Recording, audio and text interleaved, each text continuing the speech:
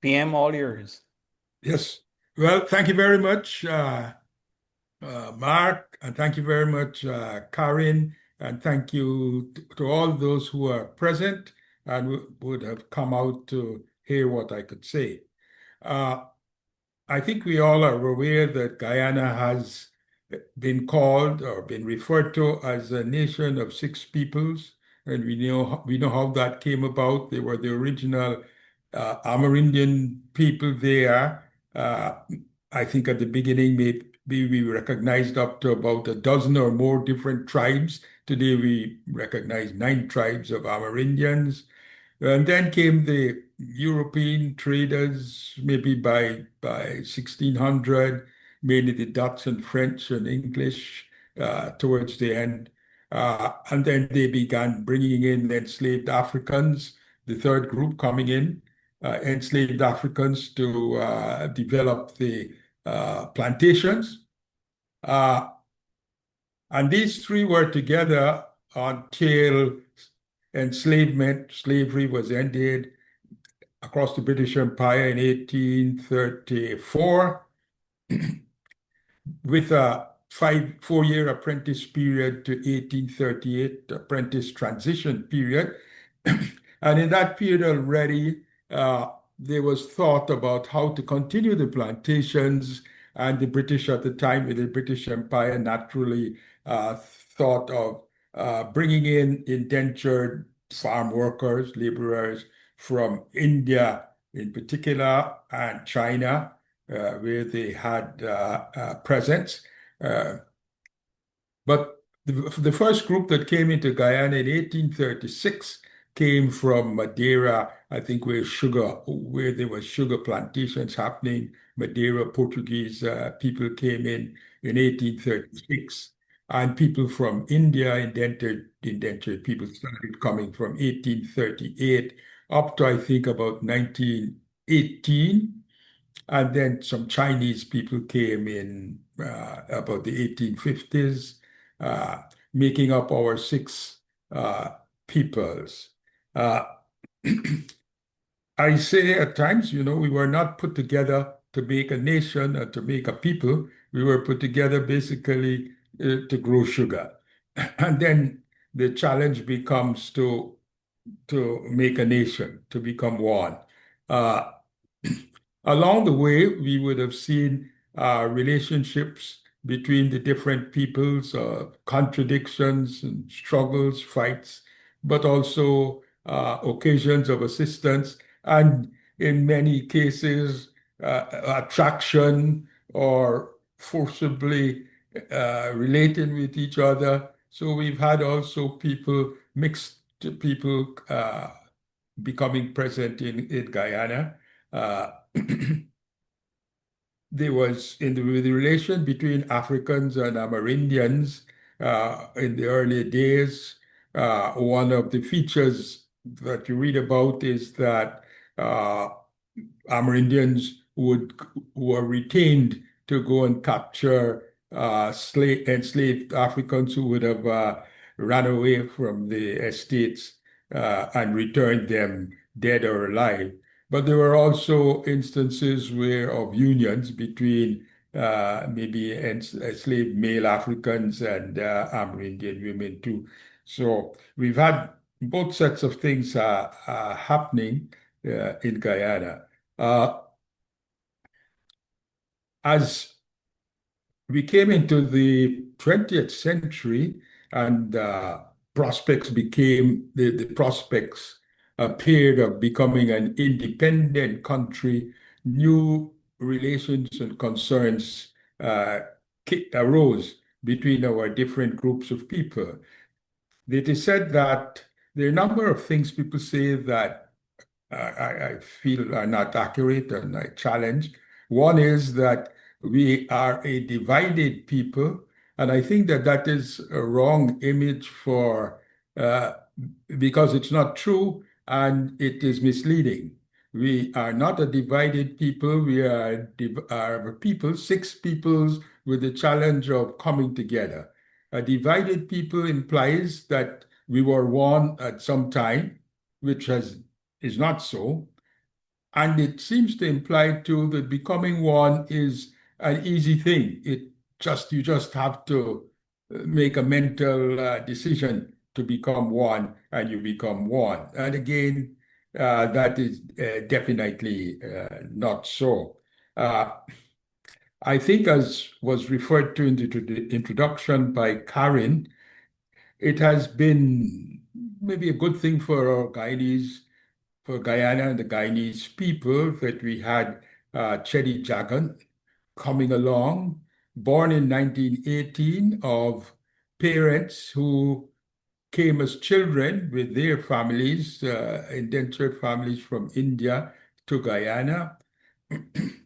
And he, in 1936, at 18 years age, came to the USA and enrolled in Howard. He came along with an Afro-Guyanese friend, encouraged by an Afro-Guyanese young man friend. And they enrolled at Howard University here in Washington in 1836 to become dentists. Cheddi went on to uh, Western University in Chicago to complete his dentistry. Along the way, though, he thought, as he records in his book, he thought that in becoming a dentist, he was becoming a glorified technician, not knowing anything about the means of life, the purpose of life and living. And so he enrolled and pursued quintessential American course, a liberal arts degree in a YMCA. I don't think for that period you could have gotten anything more American than a liberal arts degree pursued in a YMCA. Uh, and he records in his book too, that already at about 10 years old, growing up in his sugar estate in the Port Morant area, uh, and seeing different peoples, these six different peoples working together, living together.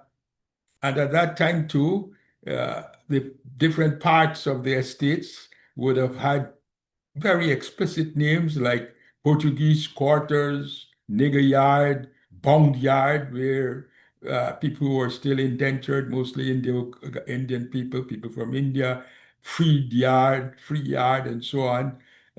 Growing up in that context, he early thought of Guyana as a microcosm of the world. And I think that has had guided him throughout his life. Not only one Guyana, I think, but one world, I think, has been his guiding principle. Uh, and so when he was at Chicago, he met and fell in love, I guess, at 20 something, 22, 23, whatever it was. He met and fell in love with Janet Rosenberg, just to state it, a Jew person, young lady. Uh, and that created lots of problems. Both families were very much against in that time, extremely against that union. I mention it because I think it is, in my view, one of the indications that Cheddi was open to being a person of the world, a man of the world from the very early days. And that would have uh, made him, equipped him well for the career that he would pursue, he would get into on returning into Guyana. In returning to Guyana, he formed the Political Affairs Committee in 1943, about the year I was born. No, sorry, he returned to Guyana in 1943, the year I was born, and in 1946, 3 years later, formalized the Political Affairs Committee, and later that led to the formation of the People's Progressive Party in January 1950. And along the way, you could see that Cheddi was maybe contriving, maybe it's very contrived way, bringing together people from all different races and from different regions. and religions in Guyana to try to make one whole. Initially, if we're going to make one people of disparate parts, it would appear, in my view, contrived and to some way forced, uh, people brought together for that purpose.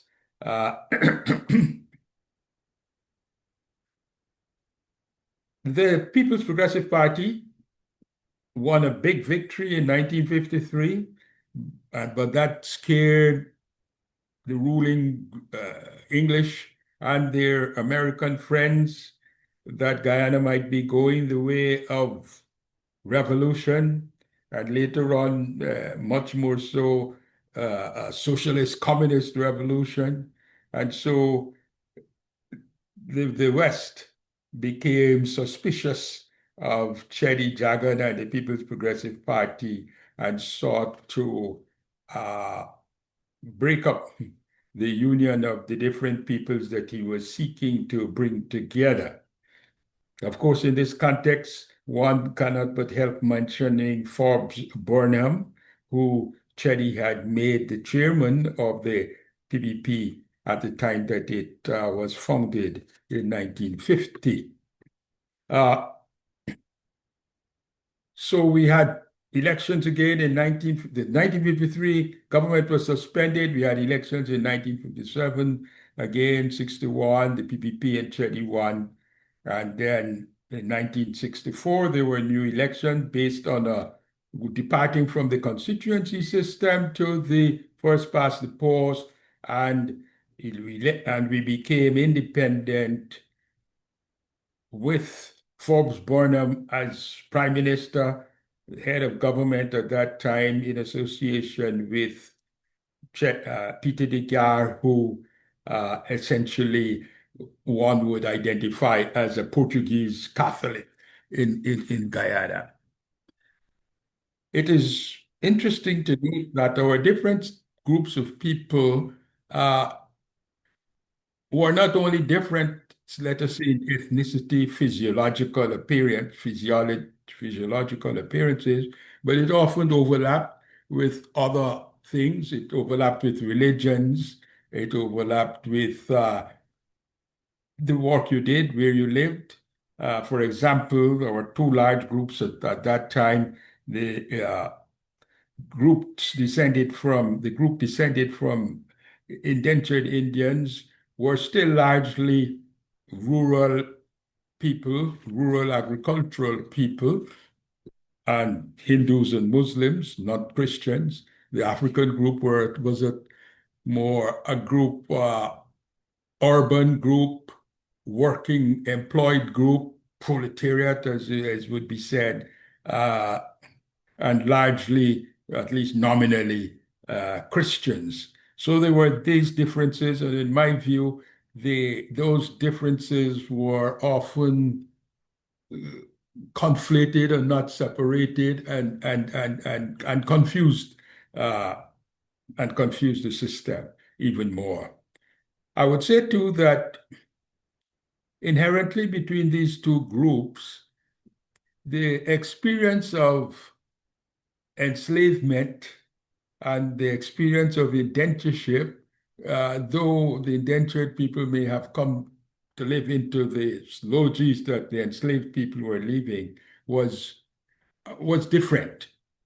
Enslavement meant that you were totally under control, you had no control on your own.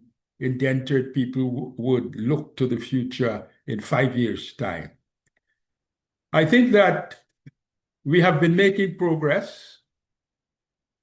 I think our last elections in about 2 weeks ago demonstrate that things are moving in Guyana. There are good things happening, and there are also concerning things happening. Um, but let me say, as time comes on us, that I think of this in terms of the Indian tune, melody tune that we hear. Although we hail from distant lands, we share one earth, one sky, one sun. Remember this, uh, the world is one. If we think of, many of us may recall the saying in the Christian book that you should go out there and multiply and fill the world. And if we think of the local of the recent of the current view of mankind coming out of Africa and so on, maybe starting out the last wave, say 70,000 years ago, uh, I can think that we went out there, we filled the world in our different valleys, we developed different physiologies, different religions and languages and so on, but now we're up against each other. Once we develop those different things, we use them to identify ourselves as this group separate from all other groups.